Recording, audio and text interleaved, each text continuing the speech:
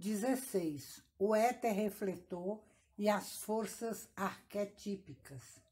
Um estudo do diagrama 1 do conceito Rosa Cruz do cosmos.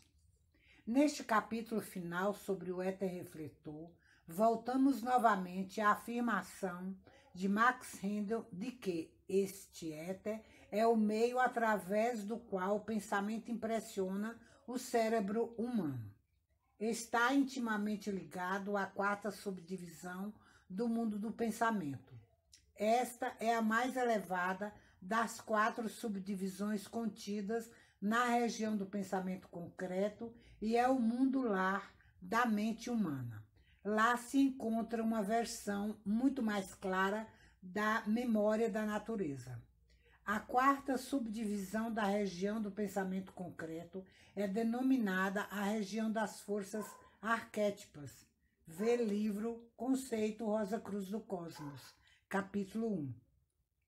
Vamos nos aprofundar mais no que diz respeito a esta região, para que possamos ter uma compreensão mais clara do éter refletor, pois é o registro nessa região que está refletido abaixo no éter refletor e a relação cósmica existente entre o mundo do pensamento e o éter refletor tem a sua réplica microcósmica dentro da aura do ser humano que renasceu. Os registros da memória da natureza estão contidos no polo negativo do éter refletor e o mesmo acontece com a memória individual. Mas o ego dirige a sua força de pensamento positivo para dentro do cérebro através do polo positivo do éter refletor. Esta força de pensamento positivo, que trabalha através do polo positivo do éter refletor no cérebro e no sistema nervoso, a mente realmente trabalha em toda a parte em que esteja presente a memória cinzenta no corpo. É criadora, não é passivamente receptiva. O polo negativo é o receptor e, portanto, contém a memória, sendo o depósito de todas as imagens, como se descreveu até aqui. Max Rendel escreve a respeito da região das forças arquetípicas. É a região central e mais importante dos 5 mundos onde se efetua a evolução do ser humano. De um lado desta região estão as 3 regiões superiores do mundo do pensamento, mais o mundo do espírito de vida e o mundo do espírito divino. Do lado oposto desta região das forças arquetípicas estão as 3 regiões inferiores do mundo do pensamento e dos mundos, do desejo e físico. Portanto, esta região torna-se uma espécie de cruz, limitada de um lado pelos reinos do espírito e do outro pelos mundos da forma. É o ponto focal por onde o espírito se reflete na matéria. Livro Conceito Rosa Cruz do Cosmos, capítulo 1. Em outro lugar, Max Rendel assinala que, sob outro ponto de vista, o mundo do espírito, propriamente dito, começa unicamente com o mundo do espírito de vida, ao qual ele chama o primeiro mundo universal e que, no sentido mais amplo, o universo material começa com a região do pensamento abstrato e tudo o que está acima é espírito puro. O mundo do pensamento abstrato é caos, a sementeira do cosmos, onde as ideias germinais, os germes de toda a causa e, portanto, da evolução, são criadas nesse mundo por inteligências espirituais. No livro Conceito Rosa Cruz do Cosmos, diagrama 1, é-nos mostrado um desenho esquemático para compreender, melhorar a relativa permanência dos mundos visíveis e invisíveis, por meio de uma analogia com a lanterna mágica e suas imagens projetadas. O diagrama é desenhado sob o ponto de vista do espírito virginal, cuja vontade compreende ao operador da máquina estereotipa, a qual concebe, no mundo do espírito de vida, um conceito por intermédio da divina imaginação criadora. Este conceito toma a forma de uma ideia na região do pensamento abstrato e a ideia é posta diante da lente da mente na quarta subdivisão do mundo do pensamento. Unicamente esta quarta divisão é apropriada e cientificamente designada a mente. A mente é a lente, mas a luz emana do espírito de vida, enquanto que o slide representa a ideia permanente criada pelo espírito virginal na região do pensamento abstrato. Isto é, esta ideia permanente é a ideia germinal, assim chamada porque é a semente da qual brotam os objetos do mundo exterior. A luz do espírito de vida projeta a ideia vivente e permanente através da mente, que existe especificamente na região das forças arquetípicas e, portanto, são estas forças arquetípicas que, desse ponto em diante, são representadas pelos raios de luz que emanam do mundo do espírito de vida. As forças arquetípicas irradiam para baixo através da região do pensamento concreto e do mundo do desejo, despertando a força impulsionadora do desejo e a imagem, raios de luz, é objetivada no mundo exterior, correspondendo à imagem reproduzida na tela pela estereotipa projetora. O que são as forças arquetípicas? São todos os seres viventes que trabalham sobre os arquétipos do segundo céu. E arquétipos são formas de pensamento. Incluem seres humanos entre renascimentos, forças da natureza e as hierarquias celestiais, tais como os senhores da mente, os arcanjos, os anjos, membros avançados da nossa própria onda de vida, mercurianos, venusianos, etc., e os adeptos da nossa própria humanidade. Quando chegamos ao mundo físico, em que a imagem é objetivada, aparecem 7 subdivisões, das quais as 4 superiores são os éteres, que constituem o tema destas lições. E destes 4 éteres, o éter refletor é o superior. Diz Max Randall, um hiperéter.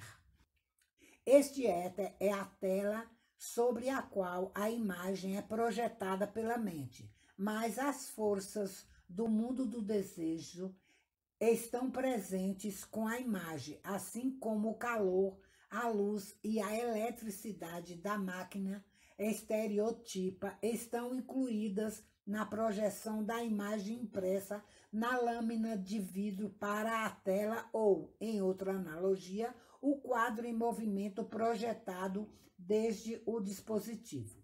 Mas a imagem projetada da máquina estereotipa ou projetor cinematográfico é plana e bidimensional. A imagem projetada contida dentro, não sobre, o éter refletor é tridimensional. É projetada em profundidade e com vida e força. A memória da natureza e da mente humana é comparável, nesta analogia, às galerias de arte e aos jornais que têm quadros e símbolos, mas estes são apenas uma parte do próprio mundo físico completo, o assim chamado espaço-tempo contínuo da moderna ciência física. O espaço-tempo contínuo, como um todo, relaciona-se com o éter refletor e, portanto, os cientistas modernos falam de viajar no tempo, ou aniquilação ou colapso do espaço e do colapso do tempo, enquanto o ocultista diz que lê na memória da natureza, particularmente no éter refletor, O cientista diz que viaja no tempo, e muitas ficções científicas apresentam esta viagem no tempo como se fosse possível a uma pessoa que vive no século XX voltar efetivamente a um tempo e forma de vida antigos, retendo como apresentado a personalidade e o conhecimento do presente. O ocultista questiona tal inversão da corrente do tempo. Realmente, ele viaja para trás conscientemente durante as suas iniciações, nas quais revê e recorda as suas existências anteriores, não somente os seus renascimentos como ser humano no período terrestre, mas também as suas existências anteriores, análogas aos seres animal, vegetal e até mineral nos primeiros períodos da evolução. Mas, se bem que aqueles períodos tenham sido experimentados sem consciência própria, o iniciado agora os contempla e entra neles com satisfação ou com empatia, em plena consciência própria despertada, e ao fazê-lo torna-se capaz de usar voluntariamente as forças que, àquela altura, usou involuntariamente, passiva ou negativamente, sob a orientação de seres espirituais superiores.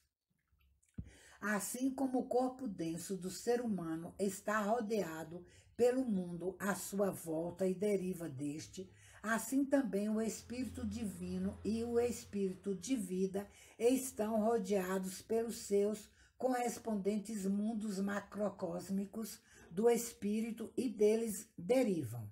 O espírito humano também é diferenciado dentro do mundo do pensamento abstrato e a mente e o corpo de desejos dentro dos seus correspondentes mundos, enquanto o corpo vital consiste de éteres que o rodeiam por todos os lados. O corpo denso é feito de substâncias físicas, mas, sob outro ponto de vista, podemos dizer que o universo consiste unicamente de espírito, o espírito divino que é refletido ou condensado dentro do corpo denso como seu representante, o espírito de vida que é refletido ou condensado dentro do corpo vital como seu representante, o espírito humano que é refletido ou condensado dentro do corpo de desejos e na mente concreta como seu duplo representante. Mas, conforme vemos, como resultado de um processo de eliminação, é a própria mente que é o foco, condensação ou reflexo do espírito virginal puro. E o éter refletor é, por assim dizer, uma espécie de polaridade inferior ou oitava da mente. A mente subconsciente ocupa um plano abaixo da verdadeira mente. Chamar o éter refletor a oitava inferior da mente é naturalmente uma analogia musical, mas tal analogia tem um alto grau de exatidão em relação ao mundo do pensamento, porque esse mundo é o grande mundo cósmico do tom ou som. Cada modelo de som cósmico criado na substância raiz cósmica por uma ideia criadora é enviado pelo tríplice espírito, conforme mostra o diagrama 1 do livro Conceito Rosa Cruz do Cosmos. O mundo arquétipo canta um canto emanado do Logos solar e do grande espírito diante do seu trono, que é o Logos planetário, e o ser humano, como espírito virginal, é parte deste canto. E ele canta também em companhia dos inumeráveis espíritos das hierarquias celestiais. Os músicos sabem, assim como os físicos que esboçam uma ciência do som, que quando certa nota é tocada no piano, outras notas que estejam em harmonia com ela vibrarão também em harmonia, criando tons, semitons, acordes e oitavas, conforme seja o caso. Veja mais detalhes no livro Conceito Rosa Cruz do Cosmos. Assim, a harmonia do tríplice espírito soa e, ao soar, cria modelos de tons no mundo do pensamento concreto que se traduzem em forma e substância no mundo físico. É por esta razão que se diz que o éter refletor é a oitava inferior da quarta região ou região arquetípica do mundo do pensamento e, portanto, reflete ou ressoa com os quadros da memória da natureza e com todas as outras forças que pertencem a esse reino superior. Fim.